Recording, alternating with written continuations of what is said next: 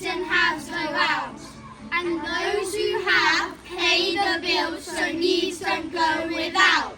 Harvest means to me it's about giving food and all of the crops that we've grown this year to people who need it rather than people who have it, so then it makes them feel nicer. And we just thought that Launchpad is a very good charity, and it's for homeless people, and homeless people are really struggling at times, so we thought it would be a good idea to send all the food to them. Let's harvest, bring what we sow.